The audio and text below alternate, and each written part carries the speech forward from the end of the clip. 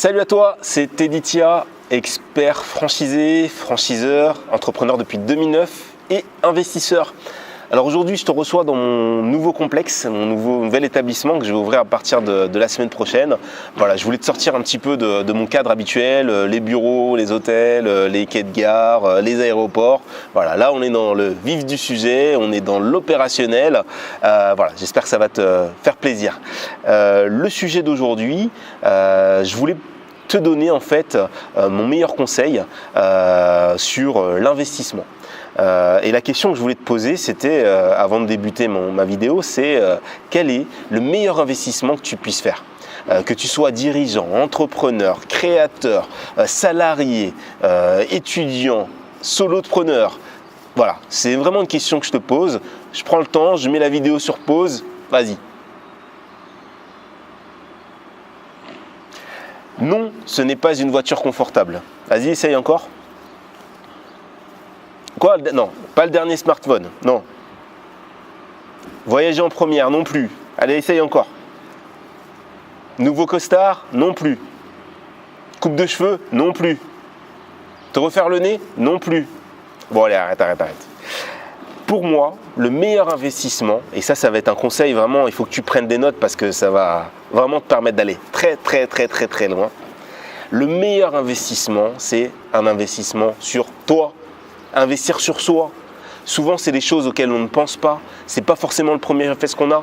On va nous parler d'immobilier, on va nous parler de bourse, de trading, de tout ce que tu veux, mais on ne parle pas d'investir sur soi.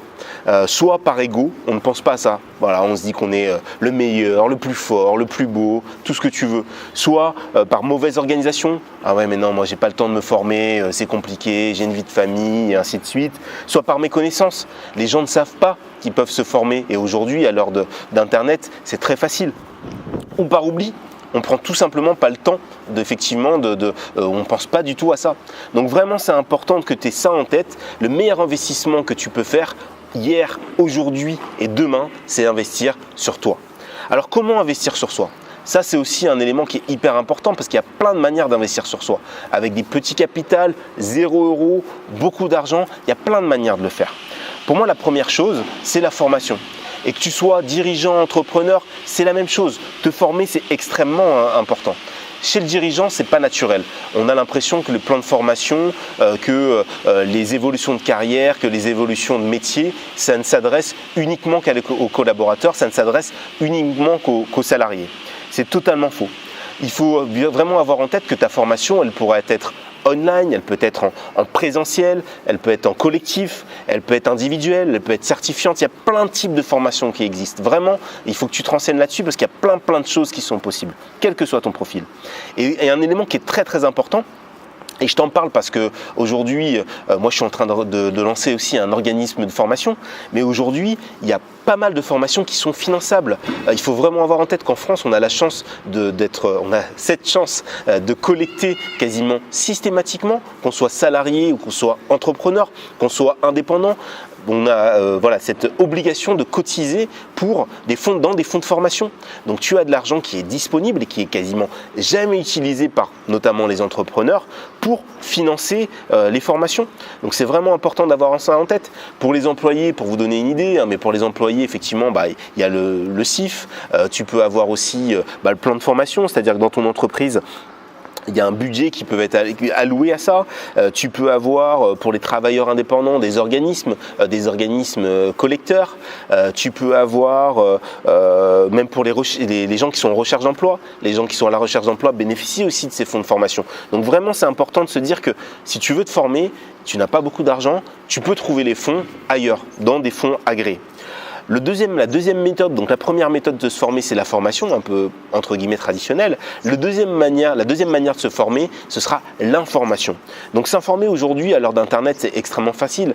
Tu as une question sur un sujet, tu tapes dans ton meilleur moteur de recherche et tu trouveras plein de sites gratuits, des vidéos sur des sujets qui t'intéressent. Tu as les réseaux sociaux, tu peux intégrer des groupes de réflexion sur les réseaux sociaux qui te permettront aussi de te tenir informé des actualités. Tu as les bouquins. Moi, j'ai eu Alors je ne sais pas si c'est le malheur ou la chance, mais de commencer à lire très très tard. Vraiment, je me suis rendu compte que la lecture pouvait m'apporter beaucoup de connaissances. J'ai commencé à lire, je pense, à partir de mes 25 ans. Avant, j'étais totalement passé à côté de ça. Donc j'ai appris énormément sur les livres de bouquins et je continue à lire beaucoup de livres, que ça soit en anglais, en français et dans d'autres langues. Le dernier point sur l'information, c'est aussi l'ensemble des réunions gratuites, les forums, les salons spécialisés. Moi je suis dans la franchise, il est clair que dès lors qu'il y a un salon sur la franchise, j'y vais. Je suis aussi un peu dans le sport et la santé. Idem, dès lors qu'il y a un salon sur mes thématiques, je me déplace. Alors effectivement, je paye à l'entrée 20-30 €, mais je récupère un maximum de contacts et surtout un maximum de connaissances. La troisième manière de se former, ça peut être aussi le réseau. Le fait de côtoyer des gens qui sont soit plus avancés que toi ou qui vivent la même chose que toi, va te permettre de récupérer aussi un maximum d'informations, de partager sur des best practices, des mauvaises expériences, des bonnes expériences. Ça va être aussi un moyen de te former, ça va être aussi un moyen de monter en compétences et en connaissances. Il y a un principe qui est, en tout cas moi que je mets de plus en plus dans un de mes objectifs, c'est le fait d'avoir des mentors. Alors c'est un terme qui peut paraître un peu pompeux et qui peut faire parfois un peu peur, mais le fait d'avoir un mentor, c'est tout simplement le fait d'avoir quelqu'un qui te permette de poser tes réflexions, que ça soit à titre personnel, que ça soit à titre professionnel. Tu as ça dans ton entourage. Ça peut être la famille, ça peut être un ami, ça peut être une connaissance, peut être aussi un collaborateur, un salarié qui va, par le biais de son expertise, par le biais de sa posture, te faire un peu un effet miroir sur ce que tu vis ou un effet miroir sur sur quoi tu es en train de réfléchir. Donc c'est vraiment important de travailler sur ton réseau si tu veux aussi investir sur toi et investir dans ton savoir-faire, ton savoir-être. Enfin, le dernier point le dernier sujet dans lequel tu peux investir, c'est le coaching. C'est vraiment un phénomène qui est extrêmement à la mode, mais ce qui est intéressant, c'est que tu as de plus en plus de coaching dans plein de domaines, plein de coachs qui vont pouvoir t'aider à progresser de manière très individuelle sur des thématiques très larges. Et ce qui est intéressant, c'est qu'il va t'aider à faire un travail vraiment très spécifique sur tes besoins. Donc je t'invite vraiment à éventuellement trouver un coach et à investir dans du coaching pour te permettre de progresser. Donc en conclusion, je pense qu'il y a vraiment deux thématiques majeures sur lesquelles tu peux investir. Je parle toujours de l'investissement sur soi. La première thématique, ça va être plutôt la partie technique, la partie très spécifique, le savoir-faire, l'utilisation d'outils, de méthodes, de logiciels qui vont te permettre d'aller loin et qui vont te permettre de gagner en temps et en argent.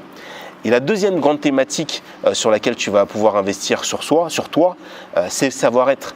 C'est sur la connaissance de soi, c'est sur la compréhension des autres, c'est sur comment réussir à bien interagir avec ton environnement, que ce soit sur de la négociation client, de la négociation fournisseur, que ce soit sur des échanges avec des collaborateurs, sur la gestion des émotions qui est extrêmement importante et qui peut aussi avoir un lien avec de la technicité, gérer ses émotions. Il y a des techniques aussi pour le faire. Voilà, la vidéo est finie. Donc si tu as aimé, mets-moi plein de pouces juste en dessous de la page. Abonne-toi à ma playlist parce qu'il y a beaucoup de contenu qui va arriver. Dans les commentaires, dis-moi si toi aussi tu t'interroges sur l'investissement en toi, si tu ne sais pas trop vers quoi t'orienter. Mets-moi dans les commentaires un petit peu tout ça et je te répondrai avec grand plaisir. Je te souhaite une excellente journée et je te dis à très vite.